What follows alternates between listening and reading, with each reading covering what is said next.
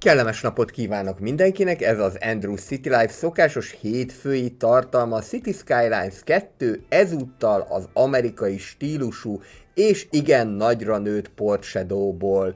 Az igazság az, hogy a városokat nem csak azért váltogatom folyton, hogy mindig egy-egy újabbat mutathassak meg nektek, hanem mert nem akarok minden stílusban egyszerre építkezni az egyes városokban. Úgyhogy ennek megfelelően, mivel ez a város már tartalmazza az amerikai, az angol, a japán stílust, ezért most akkor itt fogom megmutatni a legfrissebb region packet, amelyek pedig a kínai épületeket fogják jelenteni.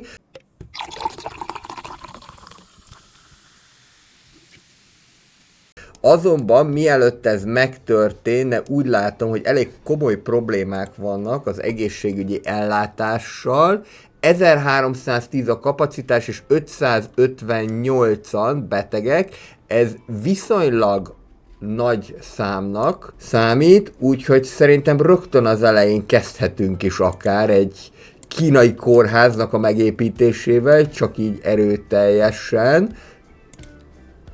Itt van egy kisebb klinika, hogyha jól látom, meg itt van egy szintén kisebb klinika, de ugye az a probléma, hogy már akkora nagy a város, hogy nehéz begyűjteni az embereket ekkora területről, úgyhogy én mondjuk itt látok, itt a Prospect Streetnél, illetve itt a Campus Town mellett egy lehetséges helyszínt a kórháznak. Csak mondjuk ez is egy jó nagy épület, de mindjárt meg lehet ezt is oldani. Ezt át tudjuk passzolni ide. Ezt a parkolót lebontom. Itt az összekötő utat, de mondjuk nem teljesen, mert ide vezet föl egy út a villamoshoz, viszont azt majd mindjárt meg fogjuk oldani másképpen, és akkor voilà, itt az új kínai típusú kórház, aminek egyébként toldalék épületei is vannak, úgyhogy így rögtön az elején már mutatok is egy kínai épületet, és hamarosan ki is fog világosodni, akkor már jobban is fog látszani. Javítsuk ki akkor ezt a kis hibát. Ez a vészjósló hang, ez az adótornyot fogja jelenteni. Megpróbálom akkor ilyen csavaros felüljáróval ezt leküldeni. De lehetőleg ne így, mert így úgy néz ki, mint az önmaga farkába harapó kígyó. Hanem mondjuk valahogy ilyen módon. És akkor így lehet erről gondolkodni. Kicsit persze sikerült megtörni és az utat, de az akár még itt ki is javítható.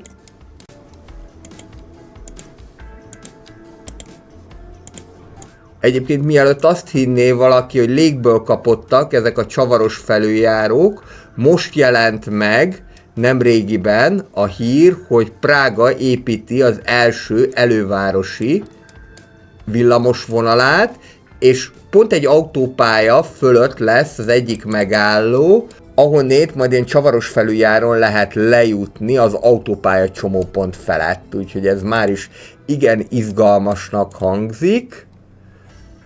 Itt még be lehet lőni a kerületeket, New Hillside, Shadowcore, Campus Town, New Down Park és New Downtown ból is lehet gyűjteni az embereket. Most az anyagi helyzetünk az úgy áll, hogy 174 000-es mínuszban vagyunk, de közel 2 milliárd pénzzel, emiatt nem igazán aggódok. Ez majd nyilván még fog változni, különösen akkor, hogyha majd irodaépületeket kezdek el építeni. Egyebekben a város az rendben van, talán csak azt lehet látni, hogy nincsen elég vonat ahhoz, hogy kiszolgálja megfelelően az utasok igényeit, úgyhogy akkor ezt is pótolni kéne. Most már jó sok vasútállomás is van egyébként, de kocsi színből egyelőre még csak egy. És úgy tűnik, hogy ez maximálisan ki is van használva, akkor ez azt fogja jelenteni, hogy miután én ide építettem egy vasúti kapcsolatot a repülőtérre, ezt talán nem mutattam a videóban, most már a kis repülőtérre metró és vasút is megy, hogy akkor építeni fogok ide egy kocsiszínt, ahova a játék engedi, de ez itt pont jó lesz. Szépséghibája, hogy ez elég sokba kerül, bár úgy látom, minthogyha most a pénzünk meg éppen elkezdett volna jobban alakulni. A CS2-ben ez már elvárás, hogy minden járműnek legyen egy remíze, kocsiszíne. A CS1-ben még saját maguktól spónolódtak le ezek a járművek, de a CS2-ben ez már nem működik többet így. Cserébe viszont nagyon látványosak ezek a kocsiszínek, remízek, és hát nagyon nagy helyet is foglalnak el.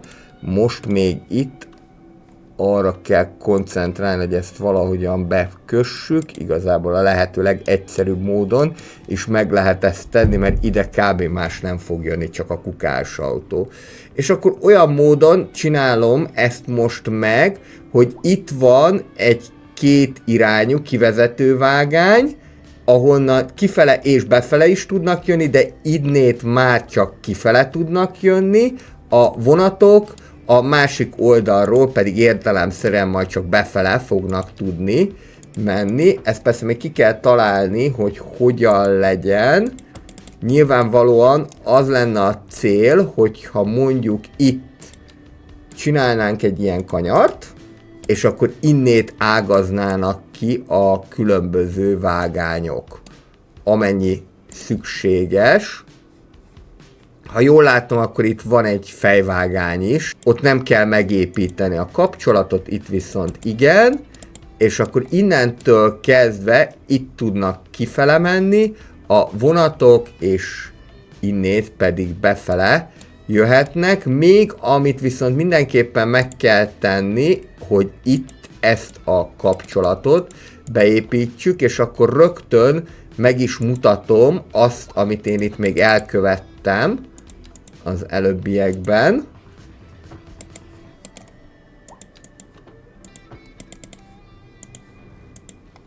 Itt csinálunk egy ilyen nagyobb mértékű kereszteződést. Mondjuk így. Így akkor most már mindenhonnét minden irányba tudnak közlekedni, és akkor az a vonal, amit én ide építettem a repülőtérre, most ez az új R1-es vonal, ami immáron úgy közlekedik, hogy újabb városrészeket tár fel. Ez a barna színen, a barna annyira nem néz ki jól, úgyhogy akkor ez legyen egy ilyen világosabb árnyalat, így már jól lehet látni, és akkor ez az új R1-es vonal, kicsit átszerveztem a hálózatot a legutóbbi videó óta, érinti Bradfordot, utána a Glasgowville nevezetű új angol negyedet, ezt még láttátok az előző videóban, de most megteremtettem neki a közlekedési kapcsolatát is, és akkor itt tovább megy, és szintén megáll Glade Hillben, ahol kvázi egy ilyen intermodális csomópontot hoztam létre, mert itt található az a villamos is, ami egyébként egészen a TV-toronyig, ugye ez a finnországi Tamperében található ez a TV-torony, és amikor a Colossal Orders-nek a modderei, illetve content creatorjei összegyűltek, akkor nagy büszkén mutogatták Tamperébe ezt a tornyot. Egyébként Tamperéről annyit tudok elmondani, én voltam ott, nem volt egy hatalmas nagy élmény, a toronyba talán föl sem mentem, amit egy kicsit már bánok, de egyszerűen egy csalódás volt az, hogy a Colossal Orders irodájának még a neve sincsen kiírva, tehát konkrétan ezért utaztam oda, hogy lefényképezhessek legalább egy Colossal Orders cégtáblát, és semmi. Tehát tudtam a címet, de semmi nem volt ott. Úgyhogy ez egy elég nagy csalódás volt nekem a nyáron, de hát legalább Tamperét is láttam. És akkor itt jön tovább ez az R1-es vonal, ami régebben körjárat volt. Itt egyelőre még semmi nem található, de akár ide lehetne majd az új kínai negyedet is építeni. Ez a kétoldalú parkoló, ez eléggé hülyén néz ki, szerintem nem igazán természetes, úgyhogy szeretem ezeket mindig egy oldalról legalább lezárni. Csak ott néz ki ez jól, ahol mondjuk rövidebb útszakaszon tud érvényesülni, például mondjuk egy stadion előtt. Itt is ez eléggé ilyen bénácska. Vagy mondjuk bevásárlóközpontoknál, ott egyértelműen azt kell, hogy mondjam, hogy jól tud ez kinézni. Nem tudom, hogy egyébként föltűnt-e, hogy az ikonok is megváltoztak, ez azért van, mert most engedtem a csábításnak, és egy-két modot letöltöttem, majd azokat mondom, hogy melyek. Próbáltam azért csak olyan modokat letölteni, amitől lehetőleg nem fog kifagyni a játék. Itt van New Woodside, itt találkozik az R1 az R2-vel, és utána pedig már kvázi a megszokott útvonalán fog visszamenni, azzal a kitétellel, hogy közben az R2-nek is kiterjesztettem a vonalát, tehát itt Woodside Beach-en, ahol a Beach Properties házak vannak, itt is építettem egy ilyen nagyon csavaros vasutat. Akkor szerintem bemutattam, hogy miben változott a vasút, és akkor kezdjük el az új kínai épületeket építeni, derítsük föl, hogy mit tartalmaz ez a csomag. Miután most már nagyon sok ilyen csomag van, 6 darab region packünk van, ami akárhogyan is számolom, most már az új épületek száma, az több mint 1500, de lehet, hogy már a 2000-et is közelíti, mert már csak a 2 amerikai csomag van hátra, hogyha neked mind le van töltve, akkor közel 2000 új épülettel gazdagodott a játék. Ez azért azt gondolom, hogy egy nagyon gáláns ajánlat a Paradox Colossal koprodukciótól, hogy 2000, illetve később majd 2500 épületet csak így ingyen kapunk, és nyilván ez az, ami hosszú távon versenyelőnyt jelenthet a City Skylines 1-jel szemben. No de az a probléma, hogy most már az ember szinte elveszik a rengeteg épületben, úgyhogy erre lehet használni a Find It modot, amelynek segítségével meg lehet keresni a különböző épületeket. Hogyha például itt rákattintunk a rezidentálokra, akkor lehet rögtön látni, hogy milyen épületek vannak, és ráadásul annyira jól van kialakítva ez a rendszer, hogy még külön a kínai épületekre is rá tudunk szűrni, és akkor csak a kínai épületek jelennek meg. Nézzük akkor ezek után, hogy mit tartalmaz a kínai épületcsomag. Én azt gondolom, hogy talán a kínai épületcsomag az egyik legsokszínűbb, ugyanakkor legellentmondásosabb csomag is, tulajdonképpen olyan, mint Kína maga. Tehát benne találhatóak a régi épületek, ezek lesznek ezek a low density courtyard housingok, ezeket nem ide fogom megépíteni, hanem mindjárt megmutatom egy másik helyen, ahol mondjuk ez alkalmas lehet, például mondjuk itt teljesen működhet a dolog. Tehát ezek az ősi, tradicionális kínai házak, amelyeket mondjuk egy amerikai Chinatownból ismerhetünk, vagy lényegében bármilyen kínai negyedből, ahova elmegyünk, még akár Budapesten a Népszínház utcába is fellelhetőek ilyenfajta házak, nyilván nem a kertes házakra gondolok, hanem az építészeti stílusra. Mindjárt be is épül, remélhetőleg, csak egyszerűen brutálisan lassú a játék, ami annál is érdekesebb, mert most már nem Port Shadow a legnagyobb városom, hanem Center Hill. Center Hill már a 200 000-es lakosság számot közelíti, Port Shadownak csak idézőjelbe 165 000 lakosa van, de hát már így is eléggé lassú. Tehát van egyszer ez a fajta építészeti stílus, illetve vannak a modern kínai házak, ebből is ugye a kertes ház az, ami elsőként megépíthető.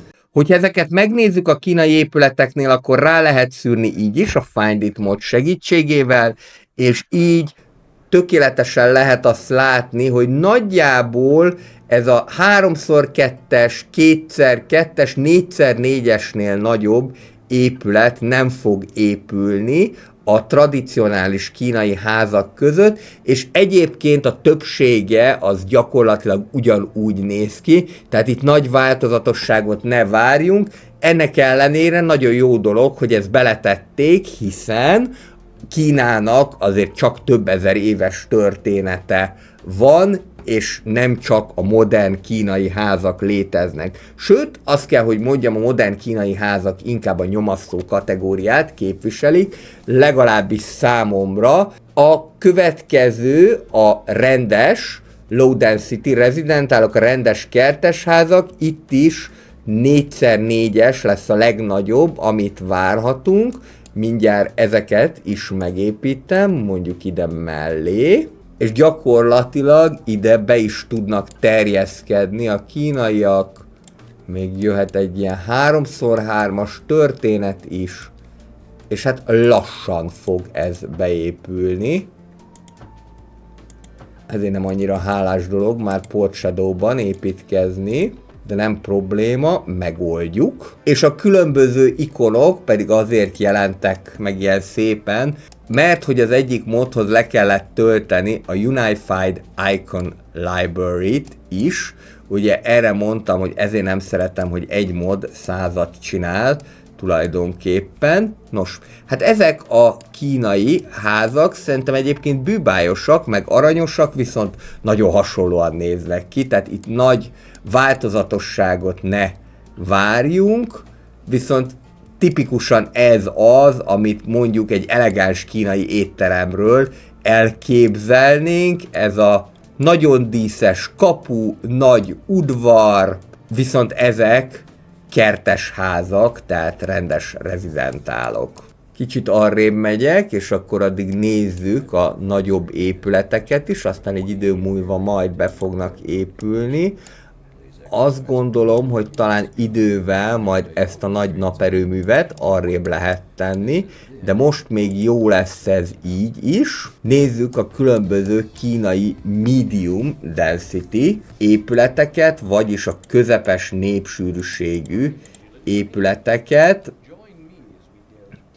Itt, hogyha megint ránézünk és kiválasztjuk a közepes népsűrűségű épületeket, akkor láthatjuk, hogy itt már a 6x6-os épületek is megjelennek. A Find It módhoz csatlakozik a Plop the Growables mód is, ami arra való, hogy ha akarjuk, akár így egybe is letehetjük ezeket az épületeket. Most akkor én azt fogom csinálni, hogy modok segítségével fogok építkezni. Szerintem azért többségeteknek, akik játszanak már City Skylines-t egy ideje, ez nem egy ismeretlen dolog.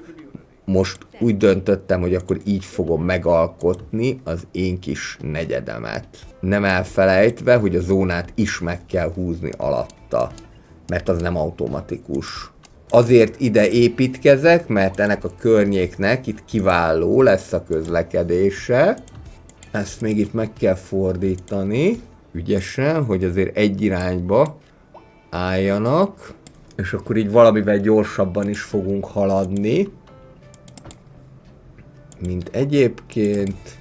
Többit azt első körben be lehet fásítani, nem is kell ezt nagyon egyelőre túltolni, majd úgyis kialakul a forma. De azt hiszem már az látszik ebből is, hogy maguk a medium density rezidentálok, vagyis a közepes sűrűségű lakóházak is eléggé nagyok, és a nagyméretűek majd még ennél is terjedelmesebbek lesznek.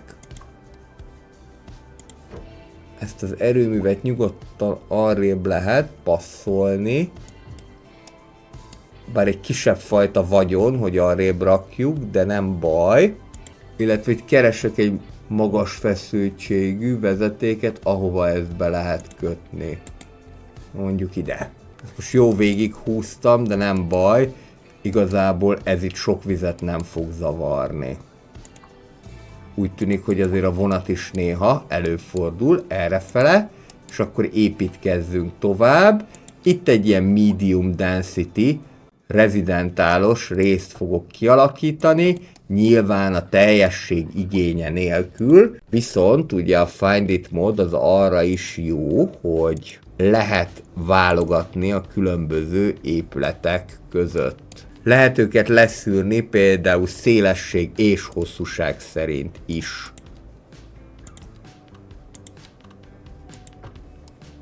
Ezt egy picikét beljebb tesszük, ezt a 3x2-eset,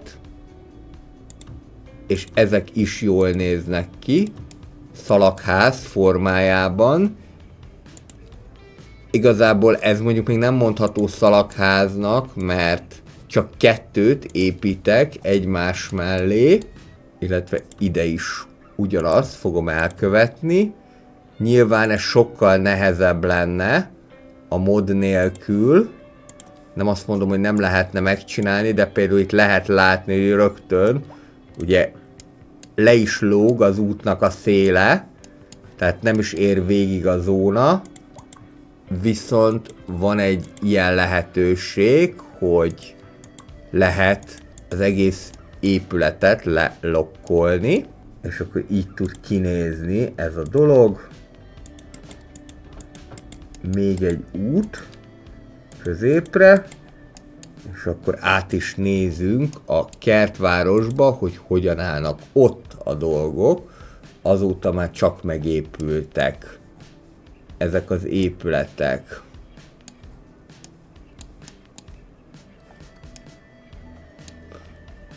Alapvetően ezek is nagyon jól lehozzák a kínai életérzést, úgyhogy akkor ezt lehet is itt folytatni. Ez a 4-es szélesség, ami maximum be fog épülni, nem több.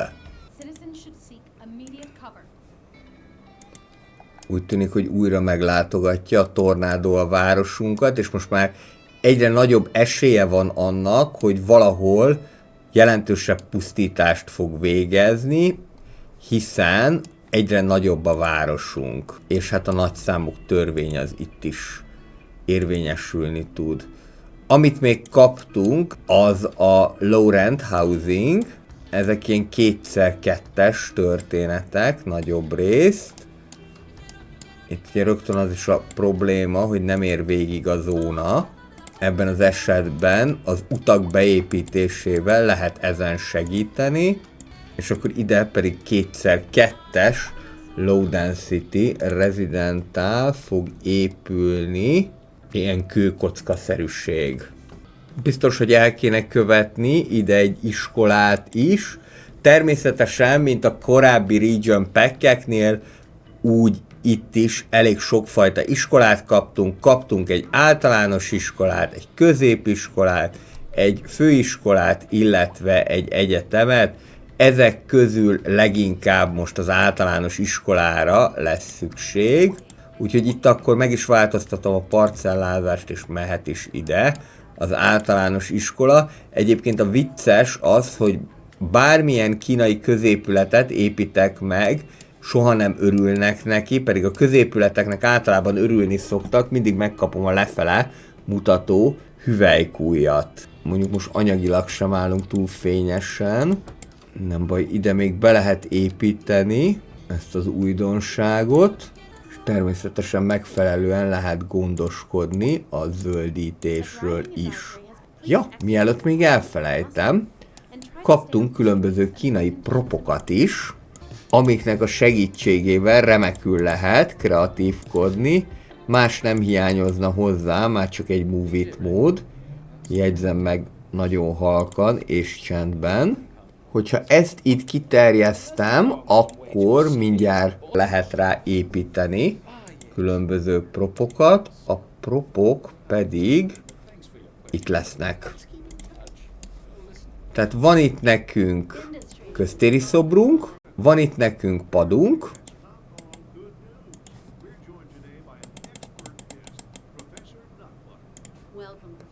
van itt nekünk ilyen obeliszkünk, ez nem néz ki rosszul egyébként, közben ezt itt el is takarítom, illetve van egy nagyobb volumenű, ez az ívszerűség, amit igazából elég nehéz bárhová beépíteni, de mondjuk ide le tudjuk rakni, hogyha megfelelően megágyazunk neki. Mondjuk kihúzom a háznak az alapját, nagy betonmámor lesz az egész, az már egyszer biztos. Ez egy érdekes, ahogyan kialakult, ez a zöld háromszög, de most már nem fogom elvetni a dolgot, hanem ide beépítek egy obeliszket, és akkor itt van ez az ívszerűség. Szerintem egyáltalán nem néz ki rosszul, lehet ezzel is kreatívkodni. A probléma csak annyi egyébként, hogy most hiába próbáltam letölteni a Move It módot, mert az is jött volna még ebbe a mod csomagba, amivel most kísérletezek. Nem volt olyan, ami jelenleg friss lett volna ezek közül. Tehát mindegyikre azt jelezte ki a játék, hogy az elavult. Remélhetőleg majd ezt változtatni fogják, illetve azt is remélem, hogy hamarosan már kapunk majd megint egy frissítést a játékhoz. Azért még bőven elférne ez a City Skylines 2-n, hogy frissítsék, de gondolom, hogy fogják is. És azt is gondolom, de inkább remélem, hogy meg fogják tartani ezt a havi ütemet, hogy havonta kapunk valamilyen új frissítést. Egyebekben az látszik, hogy valamire a CS1-nek a házatáján készülődnek, mert hogy ugye hamarosan jön a City Skylines 1-nek a 10. évfordulója, és miután a konzolos verzió még mindig nem jelent meg, ezért az egy izgalmas dolog lesz, hogy vajon mit tartogatnak, tehát valószínű, hogy valamilyen bővítést még fogunk kapni a City Skylines 1-hez is. Amit abszolút nem fogunk bánni, nyilván. Na igen, ez az, amit modok nélkül kb. Esélytelen, hogy az ember szépen lerakjon. És akkor megelégszem ide egy szökőkúttal, ez így sem fog rosszul kinézni. És akkor próbáljuk meg így párhuzamban lerakni a szökőkúttal. Így már nem is csálé, hanem szinte el lehet adni valami innovációnak az egészet.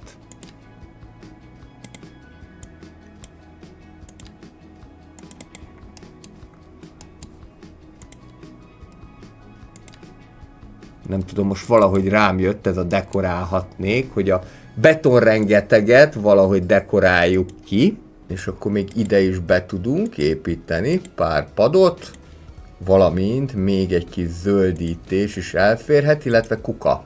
Azt majdnem elfelejtettem.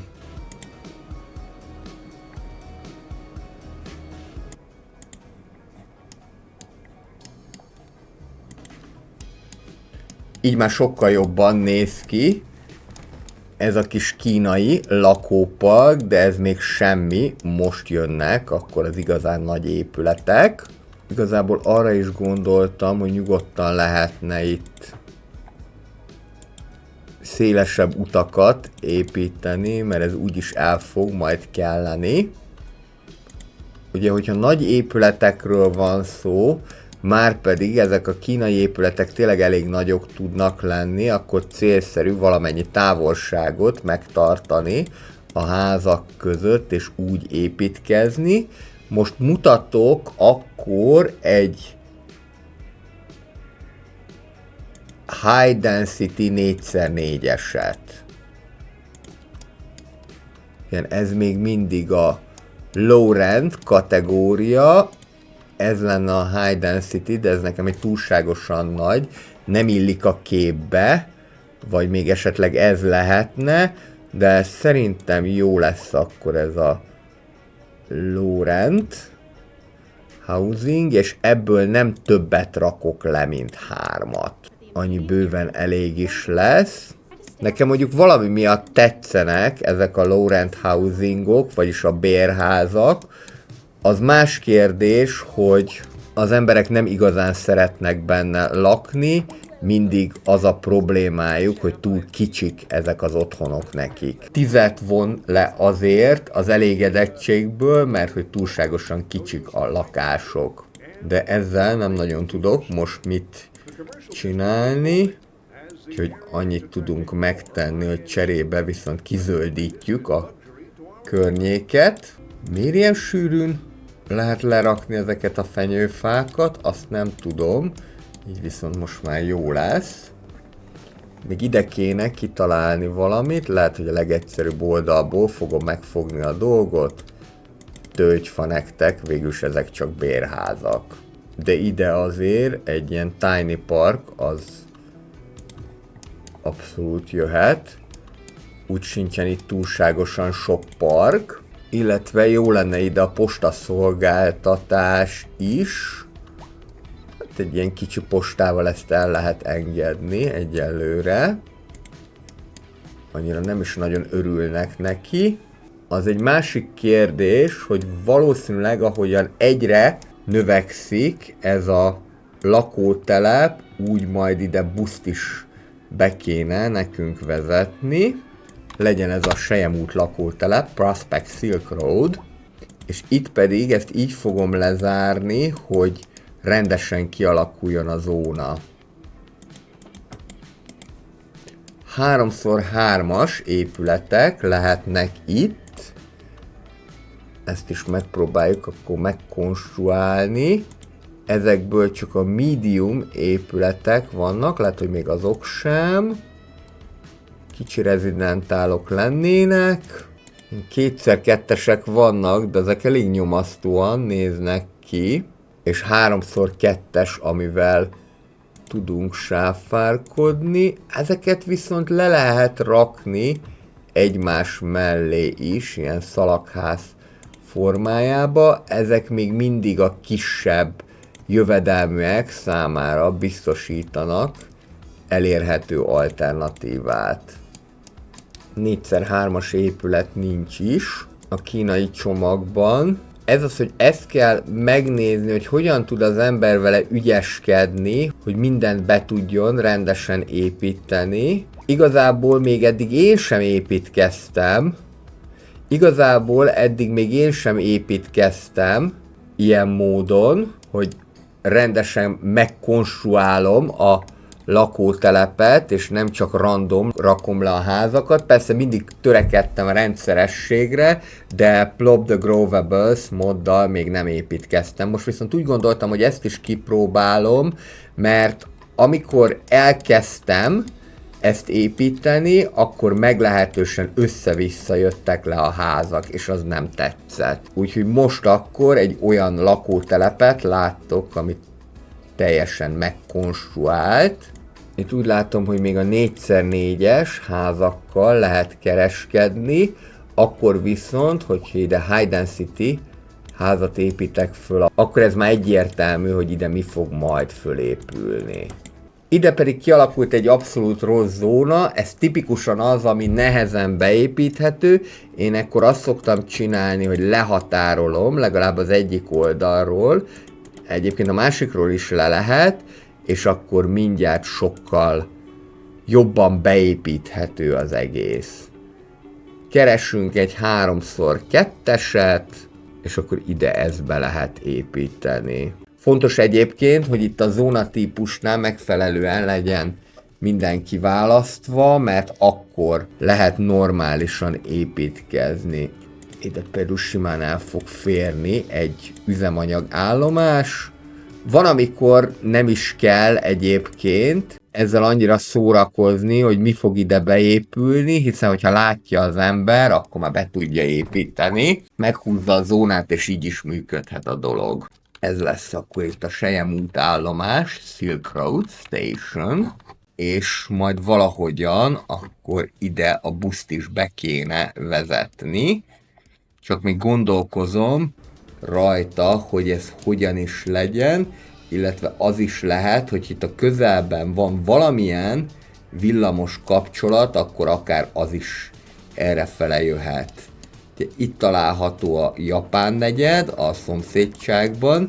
Igazából ez ilyen keverék, mert japán és észak-amerikai épületek is vannak itt. Amiről természetesen megint elfeledkeztem, az a parkoló. Ez célszerű lehet akár ide az állomás közelébe lerakni. Ez itt nagyon rosszul néz ki. Kell nekünk egy tereprendezés, ami legalább valamennyire kisimogatja ezt a részt, és akkor itt mehetünk is tovább egészen eddig az összekötő útig. Kicsit megtörik az út, de az nem probléma. Itt van egyébként elegendő parkoló, szóval akkor a parkolót azt leginkább valahova ide kéne tenni. A legutolsó frissítéssel bejött parkolók közül van ez a napelemes parkoló, és az érdekes, hogy akármikor, akármennyi parkolót rakok le, annak mindig örülni szoktak a tisztelt lakosok. Itt még ezt az utat ki lehet bővíteni, ne legyen a későbbiekben ebből probléma, és lehet tovább folytatni az építkezést.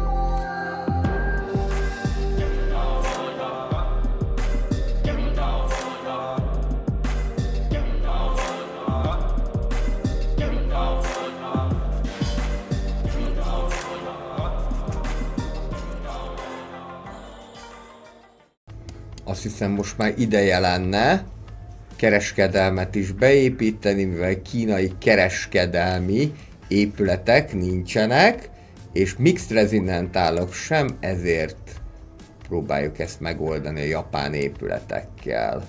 Közben már kelleni fog középiskola is, egy jó nagy épület, ez a kínai középiskola, de azt gondolom, hogy elég sok helyre beilleszthető, úgyhogy itt, illetve a szomszédos negyedekből bátran jöhetnek ide majd a diákok. Toldalék épülete viszont nincsen. Cserébe 2000 embert képes elvinni, és 10.000-rel növelte is a veszteségeimet. Valahol ide fogom kialakítani én a buszállomást. Több fajta létezik. Én még mindig ezt a kicsit szeretem a legjobban, de például van ez a nagyobb fajta, ami a Modern Architecture csomaggal elérhető. Hanem próbálkozzunk meg ide egyel, és akkor ide még el fognak férni a japán épületek, és innét indítok egy új buszvonalat, méghozzá azt fogom megnézni, hogy melyek azok a területek, amelyek közlekedés szempontjából még nem annyira föltártak. Például egyébként itt Glade Hillnél is vannak hiányosságok, illetve itt a hegyoldalba sem a legjobb a közlekedés. A lényeg az lenne, hogy ennek a lakónegyednek, ahol most már több mint 1300-an laknak, egy metró kapcsolatot biztosítsunk. A metró kapcsolat pedig itt elérhető Glade Hillnél. Itt találkozhat a busz a B-metróval, és hogyha itt tovább megyünk, akkor itt pedig Glade Hill Stationnél találkozhat a vasúttal is, de ugye itt vasút itt is van, tehát annak akkor olyan nagyon nagy értelme nem lenne. Viszont itt van metró is, tehát itt akkor a C-hez is kapcsolódhat. És akkor még valahogyan meg kéne nézni, hogy az A-metró az merre megy, mert lehet, hogy akkor még oda is be tudnánk ezt az egészet kötni. De úgy látom, hogy ez egyelőre nem lehetséges, hanem ide tudjuk az Element Stationhöz bekötni a vonalat. Akkor viszont építek még egy ilyen kis buszállomást. Hogy megnövelte ez a mod az ikonokat, nem is annyira tetszik.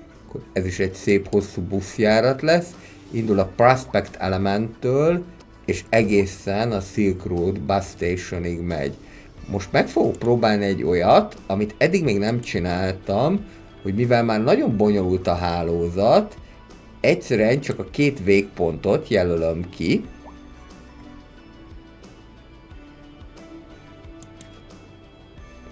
és utána fogom megépíteni a megállókat, illetve ezeket bekötögetni. Ami egyben azt is jelenti, hogy itt majd még lehet építkezni újabb lakásokat, vagy akár irodákat is. Rántjuk ezt csak ide-vissza. Itt is megállhat, itt ráadásul pont egy ilyen felhagyott buszvonal van.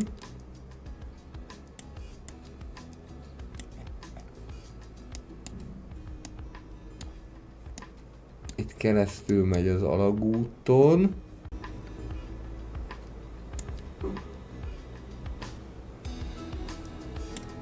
Itt megállhat a főiskola előtt. És akkor megyünk tovább.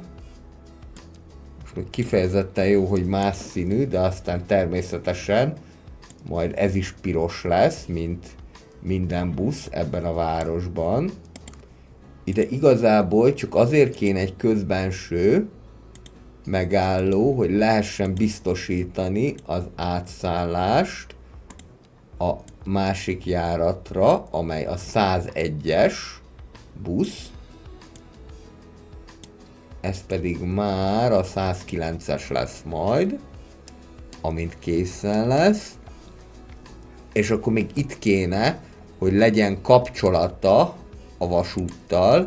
Ez nagyon fontos, hiszen ezáltal tudunk neki forgalmat generálni, mert hogy ezek a buszok általában az én városaimban ilyen ráhordó járatként szoktak működni. Tulajdonképpen egyelőre jó lesz, hogyha itt suhan el a főúton, és akkor ezzel készen is vagyunk.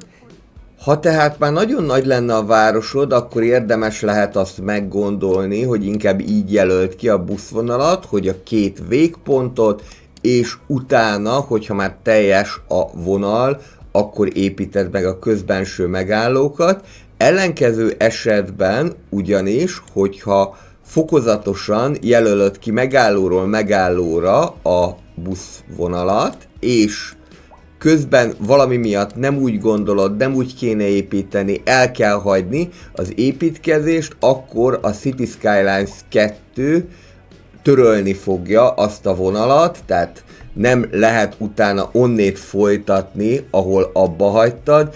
Ebben a vonatkozásban bizony kevesebbet tud, mint a CS1, ahol gyakorlatilag, hogyha már elkezdtél egy vonalat, akkor azt a program elmentette, és utána bármikor tudtad folytatni akkor is, hogyha közben mondjuk meg kellett építeni egy összekötő útszakaszt. Azt hiszem, hogy nagyjából a rezidentálokat megmutattam, hogy mi van ebben a csomagban.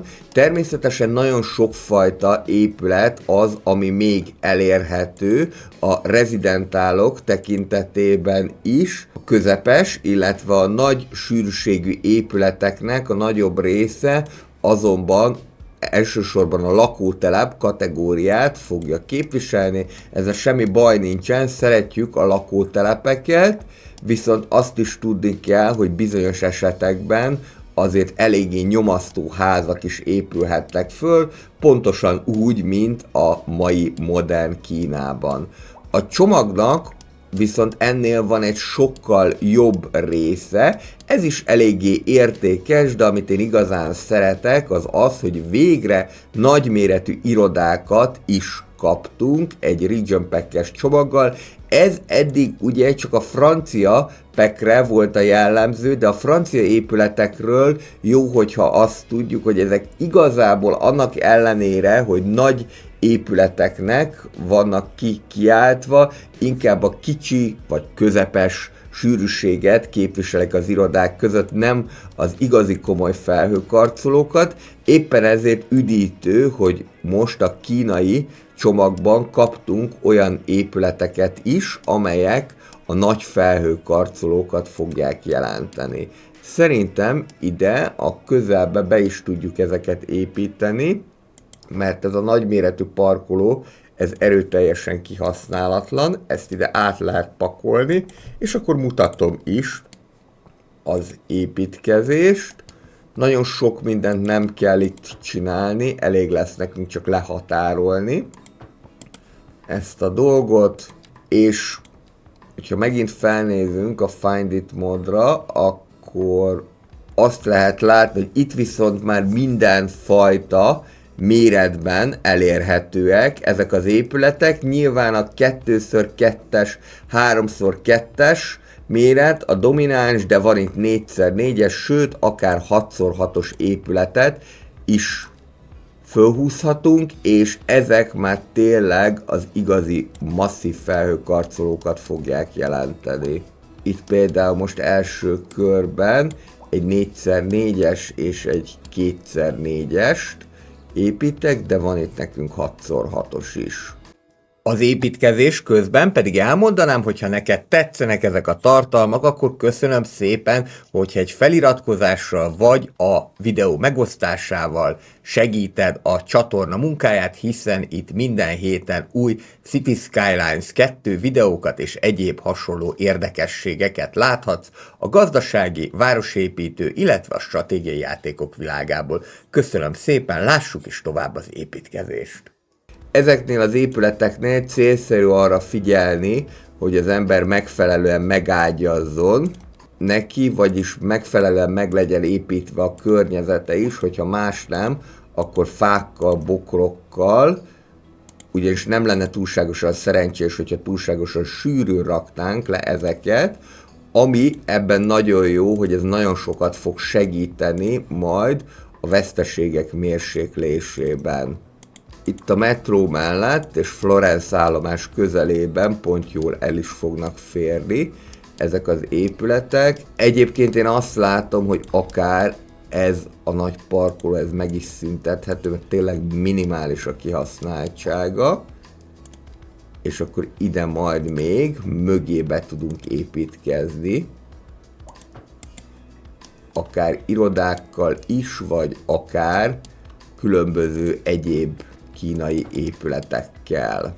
Ezt a kisebb bugját a játéknak még mindig nem javították, hogy eléggé lassan érzékeli azt, hogy oda már lehet irodákat építeni, tehát eléggé sokáig látszódik ez a pirosság, ami ugye azt jelenteni, hogyha az út pirosan jelenik meg az adott épület mellett, hogy oda nem lehet építkezni, az adott zónatípusból, pontosabban nem szívesen költöznek oda a lakosok, ez főként a kisméretű rezidentáloknál jellemző, az irodáknál inkább csak egy fáziskésés van ebben a tekintetben.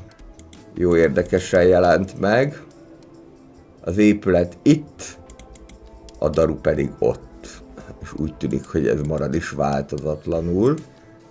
Pedig még ide is szeretnék fölhúzni egy ilyen irodás részt. Így néznek ki az első kínai irodák. Szerintem nagyon jó abból a szempontból, hogy tényleg ad egy változatosságot a játéknak.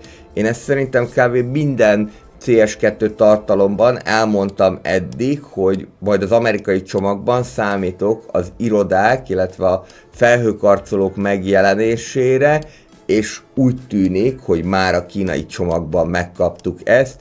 Ezek után viszont nem lennék meglepődve, hogyha az amerikai csomagban meg valami teljesen más lenne, mint amire én számítok. Ezeket a kínai épületeket, mind az irodákat, mind pedig a rezidentálokat egyébként remekül lehet keverni más épületekkel. Például itt van ez a Low Wealth Residentál, ez az amerikai típusú Low Wealth Residentál. Simán ide el fognak férni további kínai épületek is, mondjuk próbáljunk meg némi high density-t ide varázsolni, persze megtartva a megfelelő távolságot, mert azért ezek igen nagy méretű épületek. Így fog beépülni, nem tökéletes, kicsit még mindig ügyeskedni kell vele. Itt szintén meg lehet szüntetni az egyik oldali parkolót, el fognak így is férni bőven, de egy kisebb parkolót ide még simán be is lehet rakni. Akár kettőt is. És arra is gondoltam, hogy mivel itt van egy villamos, amit jön a Summit Streeten, aztán elfordul Florence felé, hogy akkor jelöljünk ki egy másik vonalat, úgy, hogy akkor ennek a végpontja valahol itt legyen a Selyemút lakótelepnél. Szerintem ez ide, mint egy ilyen intermodális csomópont el is fog férni.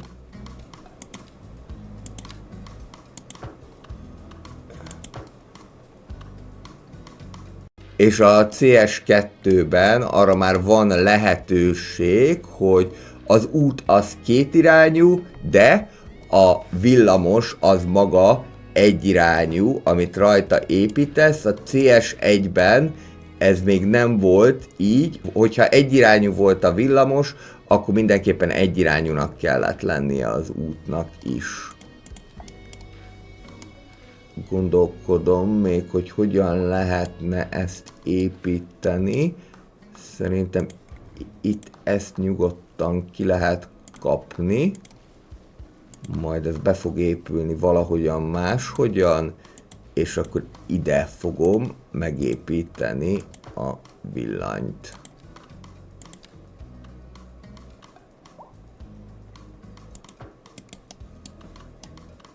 Rögtön milyen csinos kis hidat épített magától. Itt még ezt az utat itt befejezem.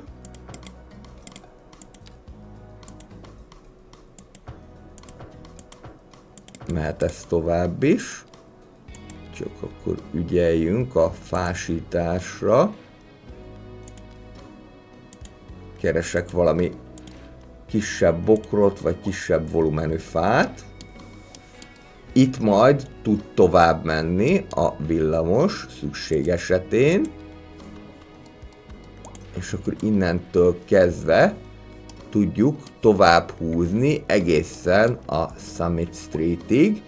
Itt az új irodás résznél tud majd elmenni, és itt tud befordulni, érintve az újabb lakótelepi részeket is, de lehetséges, hogy ezt úgy fogom itt építeni, hogy elkülönítve az úttól, hiszen minél kevesebb kapcsolata van az úttal, minél inkább elkülönített pályán suhan a villamos, annál gyorsabban tud menni, annál kevésbé lesz zavarérzékeny, ezt a szaknyelv így mondja. És ez az, ami a City Skylines 1-ben modok nélkül még elképzelhetetlen lett volna, hogy akár ilyen közelségben húzzuk a villamost az úthoz, be mindig hozzátapad, hozzáragad, szóval ez a rendszer már sokkal jobban van így kialakítva. Szerintem nyugodtan bemehet ide a parkos részre. Picit ki tudunk sajátítani ebből a parkból. Itt lesz egy szűk keresztmetszet, de szerintem ez megoldható lesz, különösen akkor, hogyha azt mondjuk, hogy innét a parkolóautóknak hello. Itt lesz egy megállója, de ehhez meg kell teremteni a szükséges közlekedési kapcsolatot. Itt van egy ilyen nagyon-nagyon hosszú utacska, ezt is be tudjuk ide kötni, és innentől kezdve már ez majd tud vezetni, hogy hogyan alakul ki. Ide még simán jöhet be egy kínai felhőkarcoló, méghozzá ez a kisebb 2x3-as típus. Ide pedig jöhetnek a nagyobb volumenűek is. Azért próbálom nem túlságosan sűrűn lerakni, valószínűleg, hogy ide szembe már majd más típusú házakat tervezek, például lakóházakat. Tehát akkor itt fog jönni a leendő 10-es villamos, rákanyarodik a 9-esnek a vonalára, és akkor most még ki kell találni a folytatást, hogy hogyan menjen. Elrejtem a buszvonalakat annak érdekében, hogy lássam, hogy hogyan mennek a villamosok, ne csináljak indokolatlan párhuzamosságot. Én egyébként azt látom, hogy Florence-nek a belső részei még nem kiszolgáltak villamossal, és akár ezt tovább is lehetne gondolni. Lehetne akár egy olyat is csinálni, hogy itt a Nostrand Hillhez följön a villamos, és akkor igazából egy ilyen külvárosi járatot tudunk tervezni. Ez az egyik lehetséges irány, vagy van egy másik lehetőség is, hogy ne is hozzunk létre új villamos vonalat, hanem ami itt van az Elementnél, itt végződik, ez pedig a 4-es vonal, ezt hosszabbítsuk meg. De úgy látom, hogy ez már egy kicsit kijjebb található. Ne szenvedjé! Plusz még itt van egy felüljáró is, nyilván azért, hogy ne akadjanak össze ezek, úgyhogy akkor valószínű, hogy mégiscsak új vonalat fogok létrehozni, méghozzá itt, ezen a részen, mert hogy itt eleve már dupla út áll rendelkezésre, és ezt egyébként föl lehet fejleszteni ilyen úttá is, még azon is gondolkodom egyébként, hogy talán még a 6-sávos is ide férne? Kérdőjel, és ide fér, méghozzá ez a 6-sávos megosztott, ez már szinte autópálya szerűség. Itt a végén a körforgalom miatt ez nem fog elférni, itt akkor jobb hiány már le fog szűkülni az út. A 6-sávos utakhoz már nem jár parkoló, az a 4-sávos méretig áll rendelkezésre, de akkor ezt itt ki tudom egészíteni, és akkor azt mondtuk, hogy ez menjen el a Nostrand Hill felé, ahol egyben majd metró kapcsolata is lesz.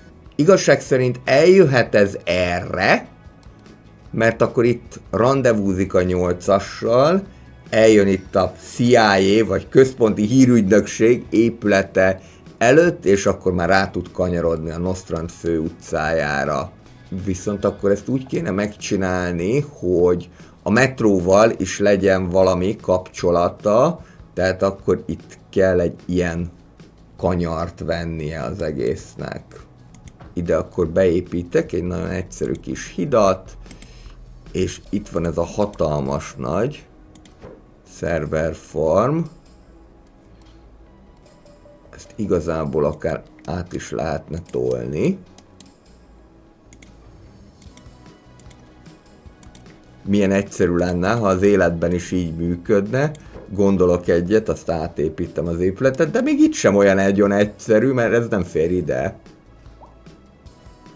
Akkor nem így lesz ez, hanem ide fogom áttolni a Hickory Streethez. Itt jöhet tovább a villany, és akkor ezt úgy kéne megoldani, hogy egészen biztos, hogy itt kell majd egy közös megállót csinálni, méghozzá olyan módon, hogy ez itt lemegy nekünk. Tudja, hogy a lába miatt nem fog elférni. Aha, ott is van. Az nem néz neki túlságosan természetesen, hogyha így a levegőben találkoznának, tehát a magas vezetésben találkoznának, bár én mindig azt mondom, hogy mi az, ami szerintem nem néz ki természetesen, aztán erre az élet mindig rá szokott cáfolni. Az biztos, hogy itt hosszú távon zavarérzékenység alakulhat majd ki, tehát ezt majd mindenképpen meg kell oldani előbb-utóbb, hogyha itt nagy lesz a forgalom, de egyáltalán nem biztos, hogy nagy lesz a forgalom. És most látom, hogy eredetileg nem is erre akartam hozni, de nem baj, vissza tudunk találni a helyes útra. Itt van a Nostrand Hill. Ez egy eléggé nehezen megközelíthető hely, bár mondjuk egy villamos már van, ráadásul itt pont a föld alatt áll meg. Így ezt rá tudom kanyarintani. Szerintem nem is kell, hogy ragaszkodjunk az úthoz. Jöhet ez itt mellette bátran, mert még pont elfér. Nyilván így akkor a többi fejlesztésnek búcsút mondhatunk, de ez talán nem akkora nagy probléma. És itt pedig simán el tudunk jönni így is, mert itt még bőven van helyünk. És akkor mindjárt föl is kanyarodunk ide, arra az útra, ahol a metró is található. Itt van a Nostrand Hilli metróállomás, a C-metrónak a megállója. Itt található Bradfordnál a 2-ös villamos végállomás. Most azt kéne meggondolni, hogy hova tovább tudom ezt vezetni. Szerintem lehet, hogy az lesz, hogy egyelőre ezt itt elengedjük a lakótelep szélénél, aztán meg úgyis majd ezt fokozatosan bővítem ki, tehát mindenképpen meg kell hosszabbítani majd előbb-utóbb. És én szeretem megépíteni a kis hurokvágányt is, annak ellenére, hogy ez nem mindenhol kell. Jöhet a megállóknak a kijelölése, azt már most mondom, hogy ezt a taxi drosztot, ezt innét el kell takarítani, mert tuti, hogy probléma lesz vele. Meg fogja akasztani a villamost, és itt is el kéne ezt a taxi drosztot rakni.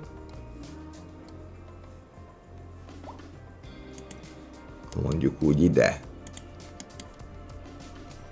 A felszálló csillagok már mindenképpen jót jelentenek, abban a tekintetben, hogy ezt használni is fogják. Ide jön a hírszerzéshez is egy megálló, de ugye itt meg kell teremteni a közlekedési kapcsolatot. Könnyen lehet, hogy ide majd még a külvárosi jelleg miatt irodák is el fognak férni. Közben már 130 000-re mérséklődött a veszteségünk. Hát ide a server farmhoz akár jöhet is egy közbenső megálló. Ez az, amit, hogyha Pesten lennénk, vagy Prágában lennénk, akkor feltételes megállóhelynek tekinthetnénk. Vagyis csak jelzés esetén állna meg a villamos. Nem olyan sokat tudok csehül, de ezt megjegyeztem, hogy hogyan mondják. Ugye a következő megállót azt úgy mondják, hogy Pristiza Stavka, és hogyha az van, hogy jelzésköteles a következő megálló, akkor Pristiza Stavka jedna znamennyi. Ami majdnem úgy hangzik magyarul, mint hogy jön az amennyi. Úgyhogy innét könnyebben tudtam megjegyezni az egészet. Jó, ez tetszikes, mert itt akkor Florence-nél is lesz megálló. És akkor ez így fog menni, hogy utána rákanyarodik a 6-osnak a vonalára, majd a 6-osról a 9-esére. Itt lesz a Florence metróállomás, itt lesz az új irodás rész, és itt lesz az új lakótelepi rész. Nem akarok túlságosan sűrű megállókat csinálni.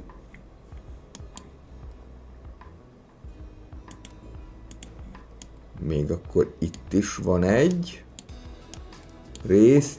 Itt egyébként szerintem be fognak tudni menni a tisztelt lakosok, mert ugye a villamossim mellett is tudnak menni, sőt, volt egy olyan élményem Center Hillben, hogy egy egészen hosszú villamosvonalat építettem a repülőtérig, és ott grasszáltak a sineknek a mentén, de biztos, ami tuti, itt még lehet ezt megtámogatni egy kis gyalogúttal, és akkor gyakorlatilag mondjuk itt lehet a vége.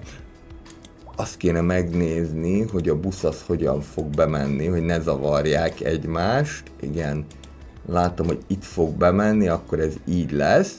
És most szerintem az lesz, hogy én megépítem visszafelé is, mert a későbbiekben majd akkor ezt tovább lehet erre folytatni. Ilyenkor szoktak jönni a nagy korszakalkotó ötleteim, hogy akkor miért ne folytassuk tovább, és egyébként miért ne folytassuk tovább, mert hogy akkor ezt meg lehet építeni akár egészen idáig a Woodside-i vasútállomásig, illetve ami még fontosabb lenne, hogy az A-metróval legyen egy kapcsolata, úgyhogy akkor most azt fogom elkövetni, hogy még idáig meg fogom ezt hosszabbítani. Olyan ez, mint a Felcsúti kisvasút, meghosszabbítjuk Bicskéig. Picit rombolni kell persze, és itt se lenne szükséges feltétlenül ilyen kört építeni, meg nem is feltétlenül a legszerencsésebb itt ez a végállomás, közben jó be is sötétedett. Igazából, ha akarom, akkor akár idáig is elvihetném. Lenne némi párhuzamosság, nem mondom, de miután olyan nagy ez a város, lehet, hogy el is bírná ezt. Jó, akkor ez így lesz, mert ez itt eléggé szerencsétlen lenne végállomásnak. És akkor egészen idáig fogom ezt elvinni. Ez a Woodside-i vasútállomás, itt már az R1-es és az R2-es vonal is megtalálható. Dupla végállomást építek a villamosnak, amit már egyszer Center Hillben mutattam. Az más kérdés, hogy olyan nagyon nem volt sikeres ez a projekt, de hát majd most, hát ha jobban fog sikerülni. Itt ezt kijelölöm, és úgy látom, hogy itt egyébként már eleve 2 vonalat szolgál ki, nem baj, jó kis intermodális csomópont ez. Közelítsük meg akkor ezt ebből az oldalból. Itt egyébként viszont mindezt még ki is lehet bővíteni, és szerintem ez időszerű is lenne. Ezek a gyárak úgyis gyorsan újra fognak épülni, mert kereslet az bőven van rá, Port Shadow azért eléggé erőteljesen iparvárosi jelleget mutat, és akkor itt tulajdonképpen már mehetünk így is. Na, itt van egy nagyon problémás rész. Itt lehet, hogy nem fogjuk tudni beépíteni, de nem fogom hagyni, hogy kútba essen ez a projekt, hanem ki fogok találni valamit. Méghozzá szerintem azt, hogy akkor próbáljuk meg erre elvezetni a villamost. Itt emiatt nem engedi, mert ez már eleve egy ilyen 3-as csomópont. Mi lenne, ha megpróbálnánk felüljáróval? Úgy nem fog menni. Akkor van még egy lehetőség, mert itt viszonylag van nagyobb hely, az aluljáró. Muszáj lesz valahogy ezen a rengetegen átjutni. Ezt az erdőgazdaságot innét eltakarítom, és akkor így ez megvan. Most már vissza lehet építeni az utat. És akkor innentől kezdve tulajdonképpen már sima útja van ennek a villamosnak. Egészen végig tudjuk hozni idáig. Itt a megállók nagyjából már ki vannak jelölve. Pontosabban meg vannak építve, még itt egy ilyen jöhet.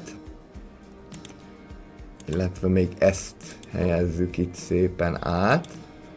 A buszmegállót. Ugye, hogyha a buszmegállót áthelyezem, úgy látom, hogy akkor rögtön maga a megálló is áthelyeződik. Na, ez akkor legalább jól működik. Megépítjük még neki a megállót. Ide is jöhet még egy. Ez egy nagy népsűrűségű lakótelep, úgyhogy ezt itt bőven ki is fogja szolgálni. Illetve akár még ide is jöhet egy megállópár, és akkor most meg össze kéne kötni itt a Silk Roaddal.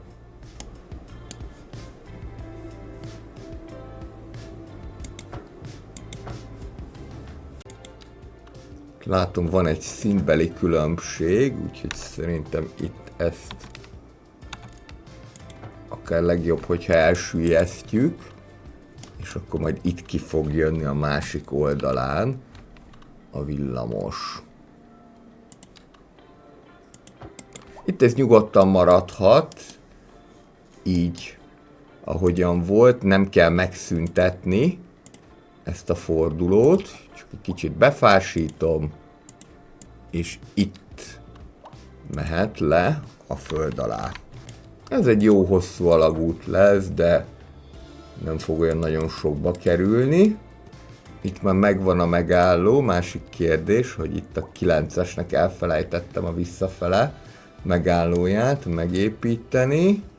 Itt, ahol találkozik a 3-as villamossal, a 3-as magas vezetésben megy, és lehet a 10-esnek egy megállója, illetve még itt a Silk Road szélén. Ezek után jöhet a 10-es villamos nyomvonalának a kijelölése.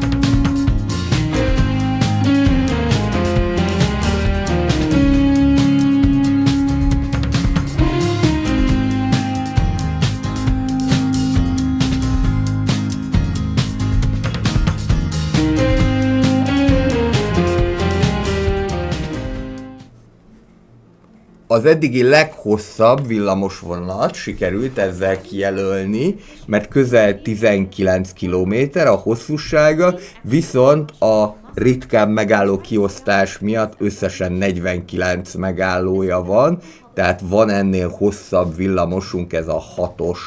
De azt gondolom, hogy eléggé fontos pontokat köt össze, hiszen több külvárosi kerületben is megjelenik, mint Nostrand Hill, Florence, az új kínai lakótelep, Prospect Silk Road,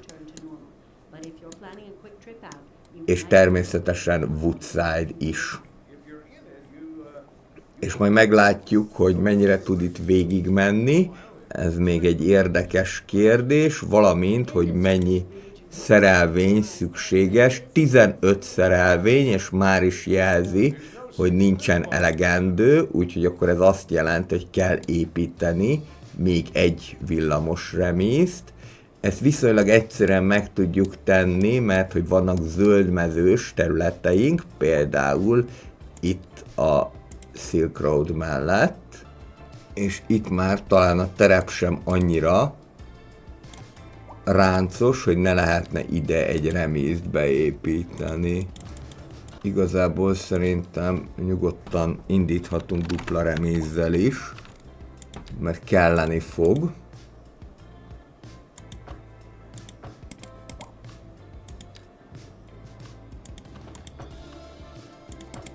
Ennyi villamos. Forgalomba állnak a 10-esek.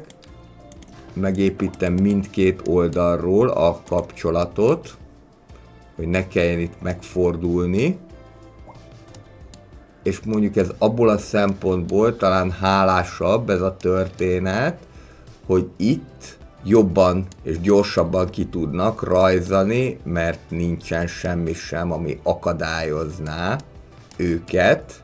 Ennek ellenére lesz tumultus, tehát azt nem mondom, hogy nem, de mivel nincsen az, hogy pluszban még a forgalom, az autóforgalom is akadályozná a villamosoknak az áramlását, tehát valamivel zökkenőmentesebben fog ez végbe menni. Remélhetőleg. Most itt azért álltak meg, mert a program rendelkezik egy ilyen természetes kiegyenlítődési algoritmussal, ami azt jelenti, hogy egy picit vár, amíg a következő el fog indulni, és ezért aztán egy ideig úgy néz ki, mintha föltorlódnának, de majd ez helyre fog állni. Különösen akkor, hogyha a többi az nem fogja zavarni. Itt már is 8-at felhasználtunk, itt pedig 4-et, még ez egyszer bővíthető, sajnos csak egyszer, de itt még a rendelkezésünkre álló 20 villamost, az 30-ra lehet majd bővíteni. Egyébként azt gondolom, hogy itt azért nyugodtan lehettek volna bőkezűbbek a készítők is, mert hát vannak olyan villamos remizek, amik akár 100 villamost is el tudnak gondozni. Ennek a résznek a végére hagytam a kínai csodát, a kínai világcsodát, mert hogy mindegyik region packnek van egy különleges épülete, amelyek általában egyedi épületek szoktak lenni. A kelet-európai csomagban ez volt a járványkezelési központ, amire már akkor mondtam, hogy milyen félelmetesen néz ki. Most sokkal kellemesebb épületet kaptunk, méghozzá ez nem más, mint a kínai palota. Hogy ezt hova lehet megépíteni, az nagyon jó kérdés, hogy hol néznek ki ez jól, de valamilyen kertvárosias rész az, ami megfelelne. Lehet, hogy ezt a server farmot innét úgy, ahogy van, elrakom valami kevésbé urbánus részre, mondjuk ide Bradford szélére. Itt már úgyis van a posta elszámoló központon át minden kiszolgáló épület, és ide fogom megépíteni a kínai világcsodát.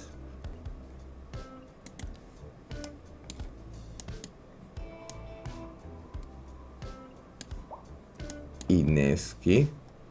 Egy csodálatosan szép palota, és természetesen ennek akkor a környezetét is megalkotjuk.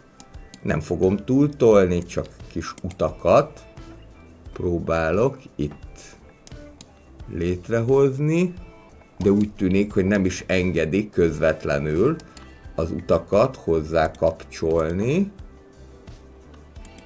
kivéve talán itt még működik a dolog. 2 villamos vonal is ki fogja tudni szolgálni ezt a világcsodát. Különösen, hogyha ide ezt is beépítem. Itt pedig egy kicsit nagyobb a rágyaloglási távolság. A dolog az működhet. Ide nem tudnám átrakni. Csak úgy, hogyha mondjuk azt mondom, hogy így ide helyezem el. Lehet, hogy itt jobb helye lesz neki akkor. Így meg is lehet fordítani.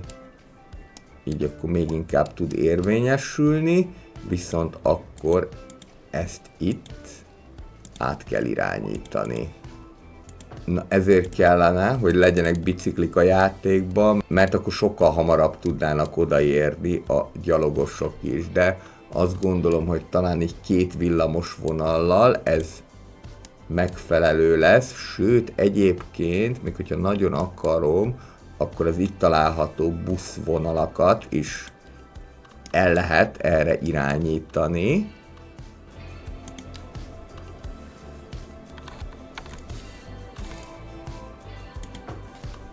Rögtön már magától át is irányította a buszt a program, és akkor így most már a 106-os busz is meg fog állni a Yun Yun Tower mellett.